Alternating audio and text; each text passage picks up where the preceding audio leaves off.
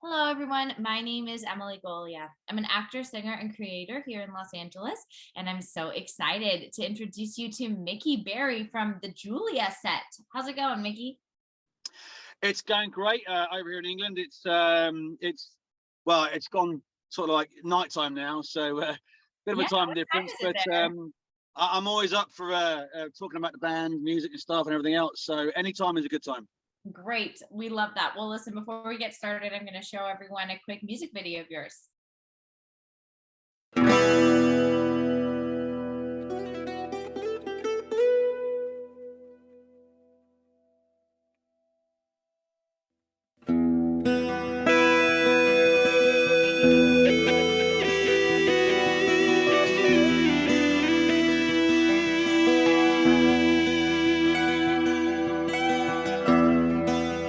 Another night I couldn't sleep. Promises I couldn't keep. Tears I couldn't weep. Running through my head. Places that I didn't go. Things I didn't want to know. All right, so that was running through my head. Can you tell me a little bit about that song and also how the music video came to be? Well, there's a bit of a mix between myself and Mike and Mark. That's the bass player, and Mark's one of our guitarists. We do kind of split the songwriting between us, and Mike does a lot of the songwriting and lyrics. But I think running from my head is more to do with trying to fight sort of demons in your head, and if you're on your own a lot, it can happen. And I think we're trying to promote the fact that don't hold it all inside. There's always someone that can talk to you, and there's always somebody that's like there to lend an ear and stuff. And but I Mhm. think running from my head is more to do with the story from inside the mind. And maybe people make mistakes all the time, and sometimes they can hold themselves accountable because of that. And I think running from my head really kind of dictates the story of one individual that thinks that way, and they're trying to shout out to the world and stuff. So I think for us it's kind of a message to say, okay, this happens on the inside of people's heads, and they can get pent down with troubles and stress. And But we want to try and promote the fact that in the song itself there's always someone that can listen, there's always someone that's there to lend an ear. But it's on the other side of it, it's quite a powerful song. We've always kind of thought it to be two songs in one, effectively. There's a very nice acoustic start to it, there's a very melodic start to it, and then you get to the middle to the end of the song and it really, really ramps up. And it's probably one of my favorite songs to perform live, which we just did on Saturday, actually, for a broadcast that's going to go out in April, which we will get to shortly. Oh, amazing. That's so great. So, okay, wait, how did the Julia set come to be? Well, the story starts off at about 2002. Mike's got a really good friend called Luke. Mike's our bass player. Now, they wanted to start off writing their own stuff, but that wasn't really feasible. They wanted to try and find a way to coexist with other bands, and so they created a band sort of thing. And Luke's a teacher, a math teacher, and centuries ago there was a French mathematician called Gaston Julia, who created his own pattern, his own equations and stuff. And if you Google the Julia set without the band bit, without looking for us, if you just Google the actual equation, you'll see loads of patterns, colors, and infinity stuff like that. And he made his Cool. own one. He put a patent on it, and ever since then it's called that. So I think Luke kind of liked the look of it, the pattern, the colors, and the Yeah. shape. So we've still got the original shape and the equation that we use. And we actually, when we create a set list, Mike can actually watermark under the set list on the paper the original Julia set equation. We've obviously adapted that for a logo and everything for marketing purposes and stuff like that. So that's where the name comes from. forward to today, we did hundreds of cover sets and cover gigs and stuff, and then eventually we said we don't want to do that anymore. We want to write our own stuff, which we'd already had been doing. And actually, one of the songs that is on the release that we've done, called Is This Your First Time, was actually the first song me and Mike ever wrote together, the first song we ever recorded together, and the first song we ever performed live as a band, original song we put live. So it's a very intense song, and I've got to blame myself for a lot of these songs because I can't moan about it, because I write the melodies to the vocals and stuff. So bless you. Thank you. So, but yeah, I mean, we try to be real when we write our songs. We don't kind of conform to any genre. We write lyrics that are good stories. Maybe they're personal, maybe they're not. But whatever strikes, whenever inspiration strikes, Mike can have inspiration in the middle of the night, and he'll wake up and he'll write it down or print it out or something. And I'm the same. So, but that's kind of the history of the band. The current lineup we've got now has been with us for over a year, and we've done a few gigs. We rehearse once a month, or even more than that when we can, and we just have a lot of fun. I mean, we do this on a weekly basis. We have video calls and stuff to each other on a weekly basis, and really looking forward to what's coming up, because we've got a really, really good, strong set of musicians in the lineup. We've got Tom, who's very young, but he's insanely gifted on drums. Can also play guitar and bass. Oh so God. As well as being gifted, very annoying, because none of us can play as well as he can. So right. So you said that this configuration's been together for a little over a year. So you kind of came together in the pandemic, huh? Yeah. And initially we lost two members a few years ago. They wanted to do their own thing. They went off and did their own thing. So we were only three members for a long time. So some of the early releases on Spotify and across all the platforms and stuff, they were all written, recorded, and released without any of us being in the same room together. That is so wild! Oh my God! Well, it's easy when you've got the equipment and the software and stuff. And so, yeah. In this day and age, you can do anything. I mean, I would record countless amounts of vocal tracks for Mike, and I'd send them over to him and stuff, and he would phone me back and he'd say, well, I wanted like 4 or 5 tracks, not 25 or 30.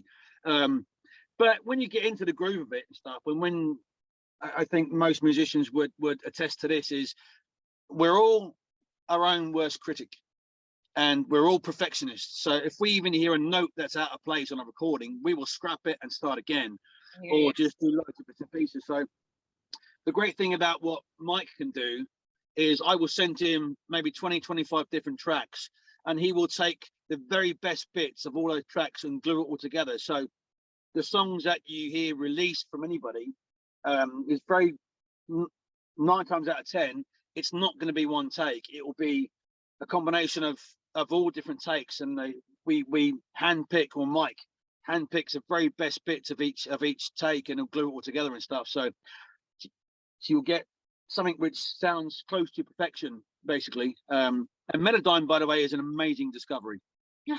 Yes. Yeah. I hear you. Wow. Well, do you have any advice out there for other musicians and bands that are just getting started? Persistence. Listen to your own gut. Only rely on yourself to get what you want. When you've got a full lineup, just as much as you can, gig, perform, as many places as possible. But you can pick and choose places, and I think that's where your peers will come in very, very handy, because you can go to a number of different venues, and it can be such the worst experience of your life as a band, as a musician. So you really got to search around and get the consensus of, is this place a good place? Is this person a good promoter?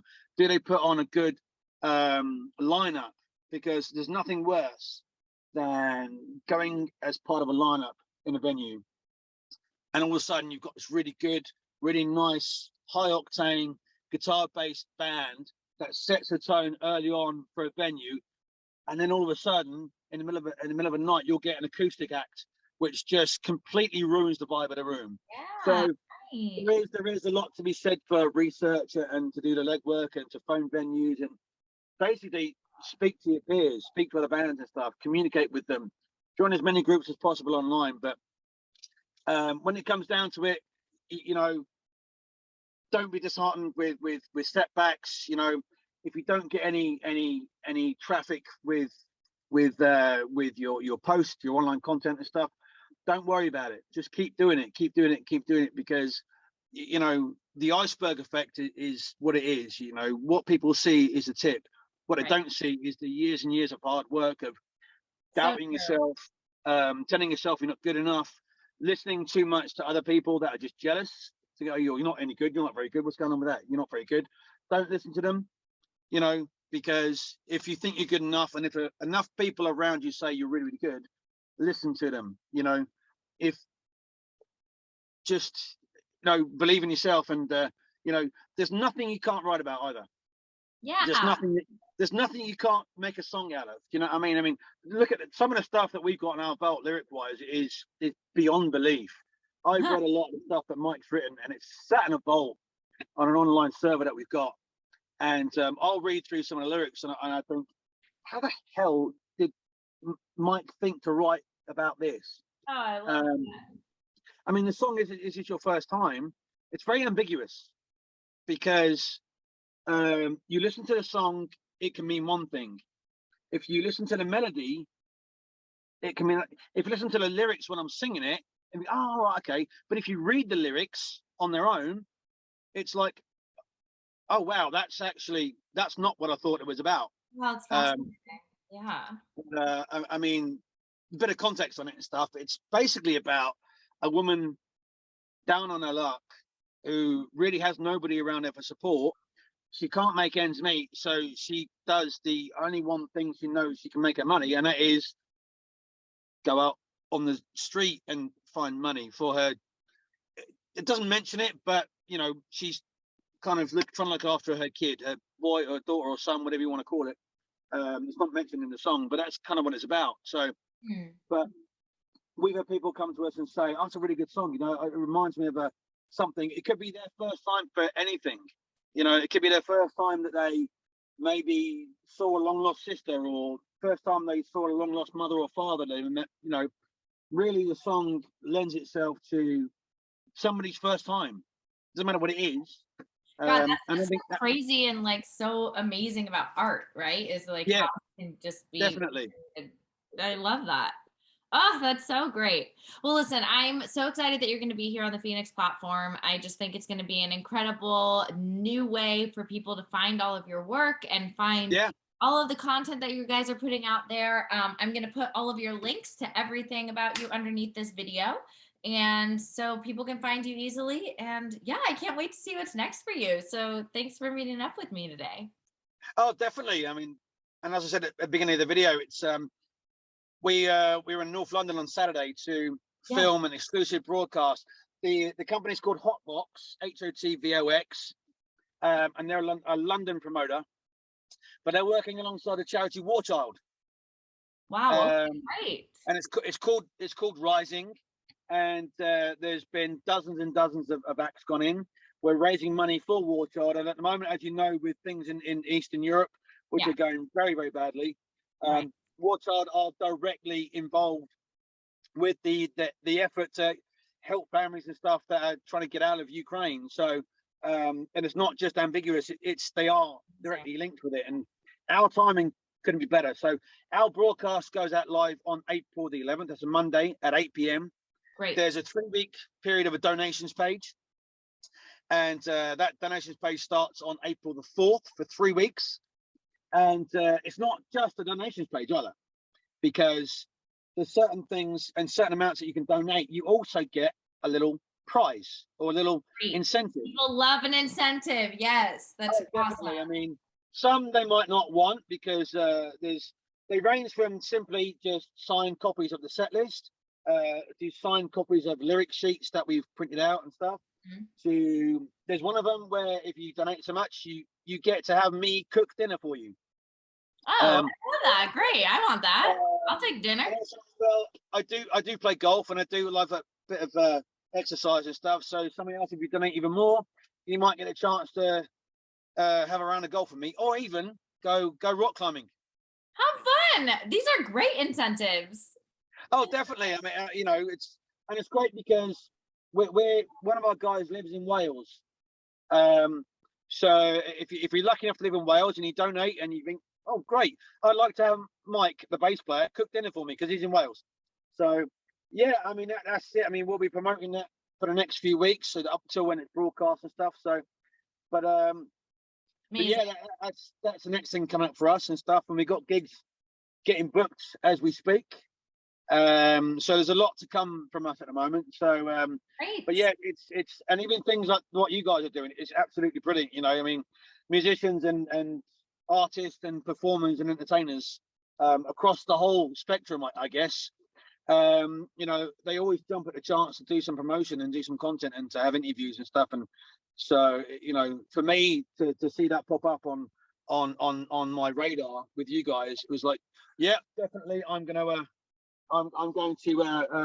sign up for that one and Great. see what it's about. So, well, I'm so glad that you did, and it was so wonderful to talk with you today. And that is a wonderful cause that you guys are doing coming up. And so we will follow along on social media and hopefully keep up to date with you.